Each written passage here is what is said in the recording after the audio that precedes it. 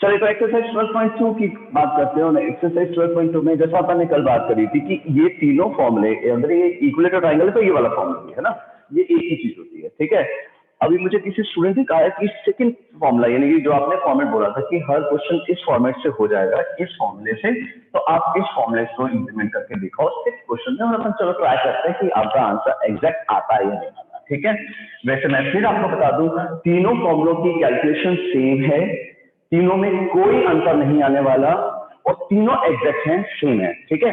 चलो मानते हैं अपने को एरिया ऑफ सेगमेंट निकालना है, 6 क्वेश्चन है एनसीईआरटी की एक्सरसाइज 12.2 का। वो कहता है there is a circle and a chord AB is subtending an angle, central angle 60 degree at the center of the circle. We have to find out the area of the corresponding segment as well as area of the major segment, ठीक है। सो इसका area निकालना है और radius अपने पास 6 question में क्या दिया हुआ है करण बेटू? हाँ सर, एक सेकंड सर, उस क्वेश्चन में हमको रेडियस दिया हुआ है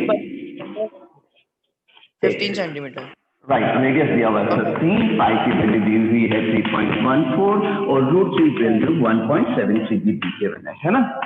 चलो अब कैलकुलेशन स्टार्ट करते हैं, ठीक है। पहली बात, आपने कहा एरिया ऑफ सेगमेंट का फॉर्मूला लगाया, आप कोई भी लगा लीजिए, किसी भी प्रोसेस से कर लीजिए, the answer will come same and the calculation are same. So now later you will be doing the same question and same calculation in five. चलिए, सो आर यानी कि 15 इंटू 15 पाई थीटा यानी कि पाई 60 degree upon 360 degree minus half sign 60 degree का मतलब हो गया root 3/2। इसका मतलब ये हुआ कि हमको थोड़ी सी कैलकुलेशन करें, यहाँ पे तो आ जाएगा 15 इंटू 15 ब्रैकेट में एलसीएम हो गया आपके पास में 6 इंटू 4, ये हो जाएगा 4 पाई माइनस 6 रूट 3। ठीक बात है ना। आप ऐसे कह सकते हैं, या आप इसको कैलकुलेशन में अगर थोड़ा सा और सिंप्लीफाई करना चाहें तो इसका एलसीएम 12 ले सकते हैं, तो आपके पास यहाँ पे आ जाएगा 2 पाई और वो हो जाएगा आपके पास में 3 रूट 3 पाई। एक ही बात है ना। 3 5 और 15 3 4 और 12, ओके। तो ये हो गया 75 ब्रैकेट में 2 इंटू पाई 3.14 का डबल, 2 इंटू 3.14 यानी कि 6.28 minus 3 into root 3 1.73 into 3 3 are 9 3 7 are 21 1 2 3 1 are 3 5 5.195 यही है, ठीक है। अपॉन में 4 आ गया, राइट। अब अपने 6.28 में से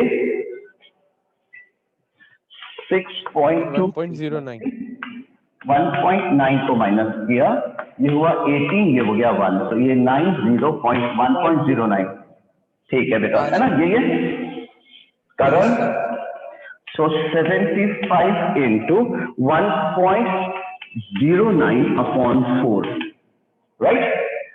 इसको 75 से मल्टीप्लाई कर देते हैं, चलिए। 5 9 are 45, 5 1 are 5, 7 9 are 63 और 7 1 are 7, so 5 7 11 8 और यहाँ पे आ जाएगा मेरे पास 81.75 आ रहा है। आपका क्या आ रहा है बेटा? सर मेरा तो सर मैंने 1.09 की जगह 0.09 लिखा था बस। अब आगे आते हैं, इसको डिवाइड करते हैं जरा। हाँ जी बेटा, 85 की जगह 81 नहीं आएगा, आपने 81 निकाला था अभी तो उधर 81.75 मेरे हिसाब से। 81, अच्छा एक मिनट दोबारा देखो, 1.09 इंटू 75 किया था मैंने बेटा, है ना। 7 9 are 45, 5 1 are 5, 7 9 are 63 और 7 1 are 7, ये जाएगा 5 7 11 8, तो 81.75 है बेटा, बिल्कुल सही बोल रहे हो फीवर। सो 81.75, सो 81.75 को जब आप 4 से डिवाइड करेंगे तो आपके पास में आ जाएगा 4 2 are 8 1 0.7 4 4 are 16 1 5 4 3 are 12, 3.0, 7 are 28, 2 0, 4 5 are. So मेरे ख्याल से 20.4375 सेंटीमीटर स्क्वायर इसकी माइनर सेगमेंट का एरिया होना चाहिए. Check it in the net NCERT book. हाँ सर, क्या आंसर है? यही है सर. हाँ जी Ronit. Sir can you please tell the difference, मतलब अपन को कब आंसर को पॉइंट में निकालना है, कब फ्रैक्शन में छोड़ना है, बस एक बार उस चीज से थोड़ा सा कंफ्यूजन है. डिनोमिनेटर इज टर्मिनेटिंग और नॉन टर्मिनेटिंग. इस टर्मिनेटिंग है ना, तो जिसका डिनोमिनेटर टर्मिनेटिंग होता है उसको डेसिमल्स में करते हैं, और जिसका डिनोमिनेटर नॉन टर्मिनेटिंग होता है उसको वैसे ही छोड़ देते हैं. फर्स्ट चैप्टर रैशनल नंबर्स में पढ़ा था ना, terminating and non terminating decimal representation बेटा. और सर आपने कुछ क्वेश्चन से रिलेशन भी किया था ना, क्वेश्चन में अगर ये दिया हुआ हो तब करना नहीं, मतलब ऐसे नहीं. हाँ, अगर जैसे इंस्ट्रक्शन दिया हुआ हो, जैसे मान लीजिए अपन ने आंसर निकाला, कोई बेटा मान लीजिए 33/7 आंसर निकाल दिया मान लेते हैं ना. अब उसका आंसर दिया हुआ था, यानी उसमें इंस्ट्रक्शन दी हुई थी find the answer correct up to 1 place of decimal और 2 प्लेस ऑफ डेसिमल, तो हमें डिवाइड करना पड़ेगा, तो हमें डेसिमल में आंसर देना चाहिए. ठीक है ना, वरना अदरवाइज जो अपना आंसर आ रहा है वो एग्जैक्ट आंसर है, क्योंकि हम डेसिमल में कन्वर्ट करेंगे तो उल्टा हमें अप्रॉक्सीमेट आंसर देंगे. हम अप्रॉक्सीमेट आंसर क्यों दें, हम 33/7 ही देते हैं ना उसको. यस सर है ना, ठीक है, ओके. चलिए, एक के बाद मुझे इसका एक नाइस क्वेश्चन है इस एक्सरसाइज का, वो भी अच्छा लगता है. उसमें भी कुछ प्रॉब्लम आती है स्टूडेंट्स को, उसको डिस्कस कर लेते हैं. फिर उसके बाद में एक और क्वेश्चन लेंगे, वो राउंड टेबल क्लॉक का, जिसमें बहुत सारी कैलकुलेशन करनी पड़ती है. चलिए, what is the question, nice question. Who is going to narrate the story? Yes, anyone? A brooch is made with silver wire in the form of circle with diameter 35 millimeter. Okay. और sir उसको है ना sir 5 diameter में divide कर दिए, जो circle को 10 equal sector में कर दे. क्वेश्चन पढ़ो एक बार बेटा, क्वेश्चन पढ़ो, आप डिसाइड करने दो अपने फ्रेंड्स को कि क्या बना है. The wire is also used in making 5 diameters which divide the circle into 10 equal sector. Okay. 1 2 3 4 और एक और 5 मान लेते हैं यहाँ पे. ठीक है, 5 डायमीटर्स को यूज बनाने में भी वो सिल्वर वायर को यूज किया है, and the diameter of this Bush was 35 millimetre. ठीक है बेटा, हाँ जी, ठीक. The total length of the silver wire required. ठीक है, okay. First part is what is the total length of the wire required. हाँ जी,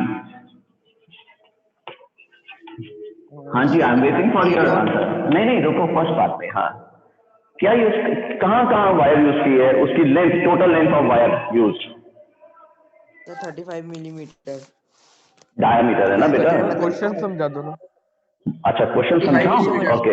ओके, रुको एक बार, क्वेश्चन समझाने दो पहले. ओके, नहीं समझ में आया तो एक बार क्वेश्चन समझते हैं. बिल्कुल सही है ना.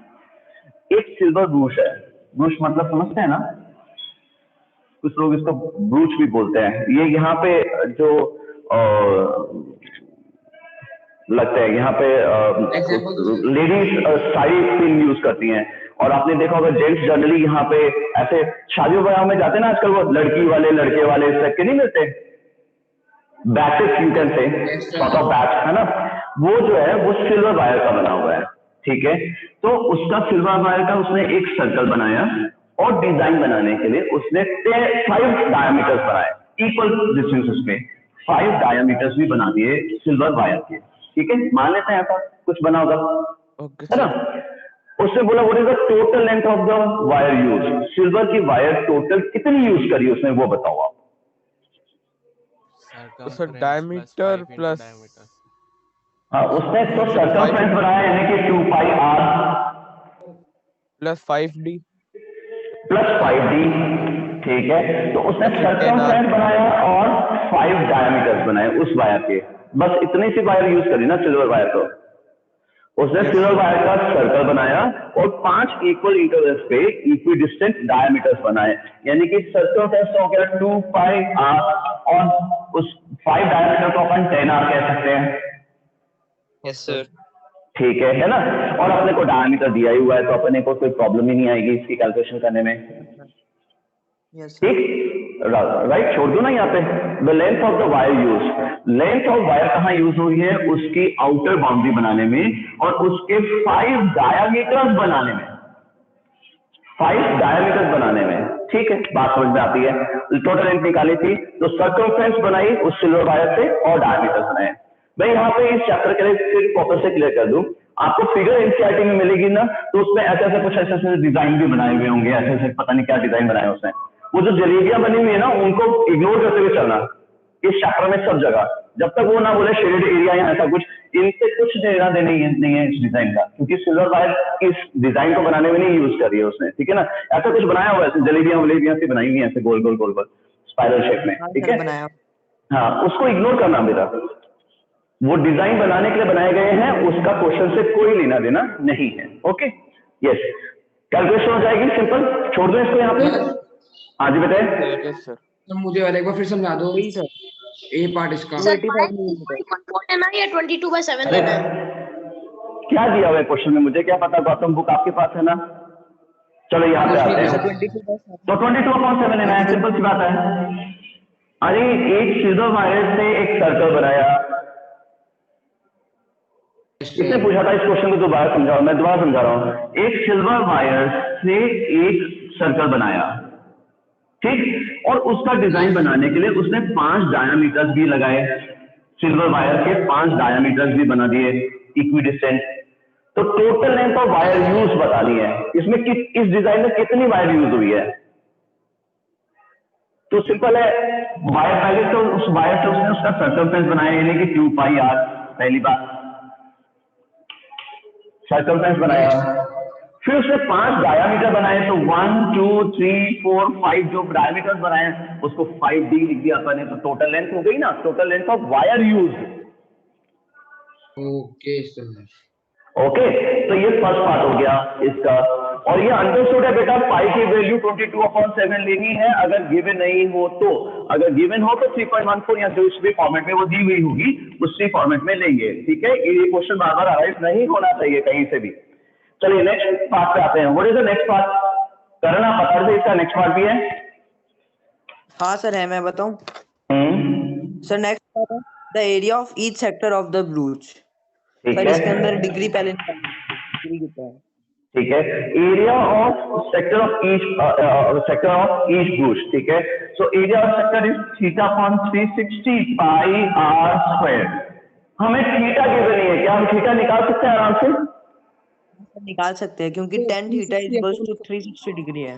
राइट भाई, हर एक जो इसकी स्पोक्स हैं, जो ये डिजाइन है वो इक्वी डिस्टेंट है और 5 डायमीटर बनाए हैं, तो इसका मतलब उसके हिस्से हो गए होंगे 10, हाँ या ना भाई। अगर अपन देखें एक डिजाइन को, आराम से समझिएगा इस चीज को, अगर आपने एक सर्कल के 5 डायमीटर बनाए हैं, इक्वी डिस्टेंट बनाए हैं जैसा कि उसने कहा, तो इसमें कितना x आगे होंगे, 10x हो गया होगा। Yes sir. या सिंपल, अगर हम सिंपल IQ से भी बात करें तो ये एक जो है वो 1/10 ऑफ πr² होना चाहिए। Yes sir. एक हिस्सा 1/10 ही तो होना चाहिए, और अगर सेंटर लेंगे देखेंगे तो वो भी 36 डिग्री ही आएगा, है ना। Yes sir. चलिए, मेरे को तो इस क्वेश्चन में समझाना मेनली ये था कि डिजाइन क्या है, वापस से डिजाइन समझाने की जरूरत तो नहीं कि a silver wire is used to make a circle and 5 diameters. So circle बनाने के लिए 2πr यूज किया और 5 डायमीटर्स यूज किए अपन ने, और वो अपना डिजाइन बन गया। इस चैप्टर में, पूरे चैप्टर में ध्यान रखिएगा, जहां पे भी वो डिजाइन जो दिया हुआ है उसके अलावा कुछ बना रहा है तो वो उसकी मर्जी है, उससे वो सिल्वर वायर से नहीं बना, उसकी लेंथ नहीं निकालनी अपने को, ठीक है ना। Yes sir. चलिए, यस सर। इस चैप्टर का एक क्वेश्चन है, शायद सेकंड लास्ट क्वेश्चन है, 14 या 15 होना चाहिए या शायद 13 होना चाहिए। देखिए कौन सा है, एक राउंड टेबल क्लॉक का जिसमें कैलकुलेशन बहुत सारी है, तो चलो कैलकुलेशन एक साथ करते हैं। मुश्किल नहीं है, कैलकुलेशन ज्यादा है उसमें। There is a round table cloth with radius 28 centimeter. The 13 question of NCERT.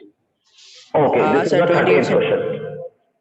ठीक है, चलिए अब मुझे एक जना कोई क्वेश्चन बताओ आराम से। इस 6 क्वेश्चन की कैलकुलेशन की वजह से अपन कर रहे हैं क्लास में इसको, ठीक है? चलो बताओ। Okay sir A round round table- table तू बोल A round table cover has 6 equal designs as shown in figure 12.14. Okay, If the ठीक है। radius of the cover Wait. The figure is like this. There is a regular hexagon. एक 6 sided figure है और सारी की side जो sides है वो इक्वल है, यानी एक रेगुलर हेक्सागन इस तरह से बना हुआ है अपने पास में एक राउंड टेबल क्लॉथ में, ठीक है ना? हाँ जी बेटा। अब if the radius of the cover is 28 centimeter, right, if the radius is 28 centimeter, find the cost of making design at the rate of 0.35 rupees per centimeter square. rupees per centimeter square, okay, Or use root 3 as 1.7. 1.7, ठीक है। और Yes, बस इतना ही है। पाई की value नहीं दी उसने? नहीं सर, नहीं दी ना, तो पाई क्या लेंगे फिर अपन? में लिखा है unless 22.7. they use pi हाँ 22/7 लेंगे। और आयुष्मान हमें याद भी दे रहा है कि हर एक्सरसाइज के ऊपर सबसे टॉप पे उसने ये लिखा हुआ है unless given pi should be taken as 22/7। बिल्कुल ठीक। और आयुष्मान आपकी ऑब्जर्वेशन बहुत अच्छी है। चलो देखिए, अगर ध्यान से देखें, अगर हम ध्यान से देखें ये डिजाइन जो बनाए गए हैं जिसमें मैंने ऐसे डैश बनाया हुआ था, अब मैं इसको कवर कर देता हूँ। चलो ये है क्या? सेक्टर है, सेगमेंट है? सेगमेंट है सर सेगमेंट सेगमेंट है ना? राइट बेटा, ये सेगमेंट है। इस सेगमेंट में हमें 2 चीज चाहिए होती है, थीटा और आर। चाहे सेक्टर हो चाहे सेगमेंट हो, खैर दोनों में एक चीज चाहिए होती है, थीटा और आर। क्या थीटा है? 60 डिग्री। हाँ है। कैसे निकाला? Equal constant.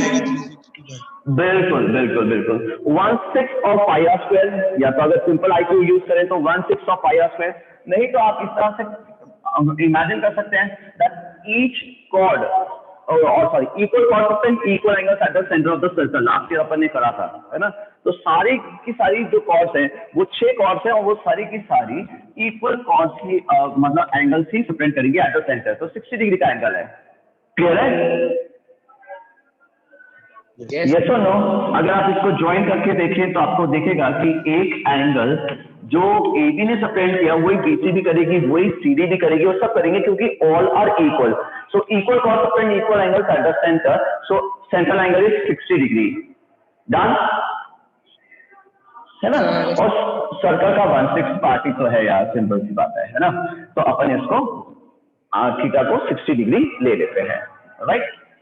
अब आपने फॉर्मूला लगाते हैं, required area is equals to r square pi theta upon 360 degree minus half sine theta. ठीक है, आप ये बात अब मैं दोबारा नहीं दोहराऊंगा प्लीज, कि इसके फॉर्मेट अलग अलग हो सकता है। इस फॉर्मूले का आप जिस फॉर्मूले में कंफर्टेबल हो, जिस प्रोसेस में कंफर्टेबल हो वो लगा लीजिएगा। इनटू 6 क्यों कर रहे हैं अपन? सर ये 6 पार्ट्स 6 डिजाइन दिए हैं, 6 सेगमेंट्स है तो 6 से मल्टीप्लाई कर देते हैं, सीधा ही अपना थोड़ी कैलकुलेशन जल्दी से हो जाएगी, है ना? चलो 6r स्क्वायर, पहले ब्रैकेट के अंदर की कैलकुलेशन करते हैं, बाहर पड़े रहने देते हैं ऐसे ही।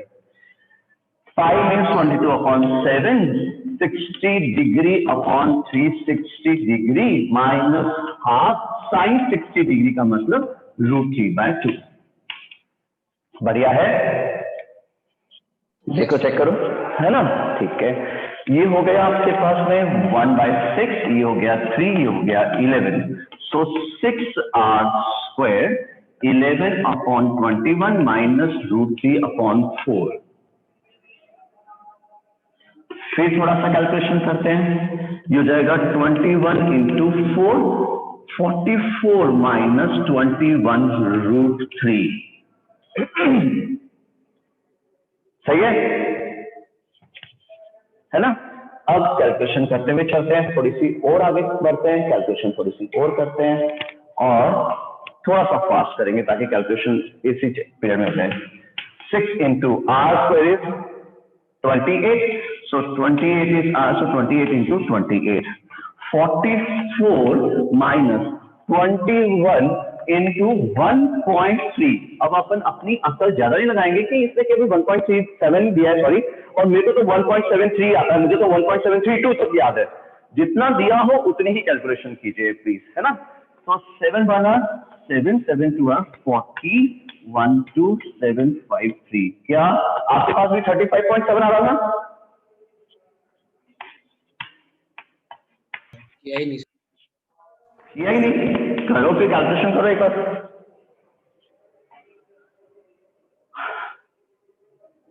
इस क्वेश्चन में कैलकुलेशन ही और कुछ नहीं है। देखो मैं कैलकुलेशन की वजह से इस क्वेश्चन को डिस्कस करना चाह रहा हूँ क्लास में, बाकी इस क्वेश्चन में ऐसा कुछ है नहीं। 95.7 ठीक है, सो आपने इसको थोड़ा सा और सिंप्लीफाई करना है। 3 7 3 7 4 28, 4 से ये और 3 से ये 2, तो ये हो जाएगा 2 into 28 और ब्रैकेट में 44 minus 35.7 is equals to 8.3 sorry 8.3 ठीक है बेटा 8.3। चलिए ठीक है, सो आपके पास आ गया 56 into 8.3। अब कॉस्ट क्या थी? 35 यस सर 0.35 सर रुपीज, है ना। ठीक है, पर centimetre square. So this many centimetre square, मैं इसकी बात की कैलकुलेशन करना नहीं चाह रहा हूँ गवर्नमेंट से, आप सीधा ही निकाल सकते हैं। Cost is equals to cost of embroidery, cost of जो भी दिया हुआ है वो, cost is equals to area into rate. So area is 56 into 8.3 into 0.35 पैसा, नहीं रुपीज, सॉरी 35 पैसा यू कैन से, है ना, और दिस मच रुपीज। हो जाएगी कैलकुलेशन? यस सर मल्टीप्लाई करना है रुपीज 139.44। Sir Okay. पीछे कुछ और ही दिया होगा सर। नहीं सर, 162.68 162.68 162.68 ओके, मैं इसको मैं आपके लिए छोड़ रहा हूँ, एक बार कैलकुलेशन आपके ऊपर छोड़ रहा हूँ। वापस से पीछे क्या दिया हुआ है वो बिल्कुल सही है। Whatever is given in NCERT is not misprinted, it is correct. तो आपका मैच करना चाहिए आंसर लास्ट में, whatever is given in the back. Okay. So once again, the question was easy, but the calculation was little bit tough. You can say. Question clear है ना? 60 degree कैसे है वो क्लियर है? Yes sir हाँ, तो segment में या सेक्टर में अपने को दो चीजें चाहिए होती है, थीटा और आर। आर तो उससे दे दिया था, थीटा हमें निकालना पड़ा, थोड़ा सा सोचना पड़ा। उसके अलावा 6 सेगमेंट्स हैं, 6 सेगमेंट्स को अगर 35 पैसा पर सेंटीमीटर स्क्वायर के हिसाब से एम्ब्रॉयडरी करवानी पड़े हमें, तो कितनी कॉस्ट आएगी वो आप कैलकुलेशन कर सकते हैं। ठीक है बेटा? अगर हमको क्वेश्चन 162.68 ये मैंने 0.3 से मल्टीप्लाई कर दिया था। ठीक है, ओके बेटा। सो मैं वापस लिखता हूँ answer 162.68। 68 Okay. This must be given in the book also. What is given? यही है? हाँ सर यही है ठीक है, हाँ बेटा। सर अगर क्वेश्चन के अंदर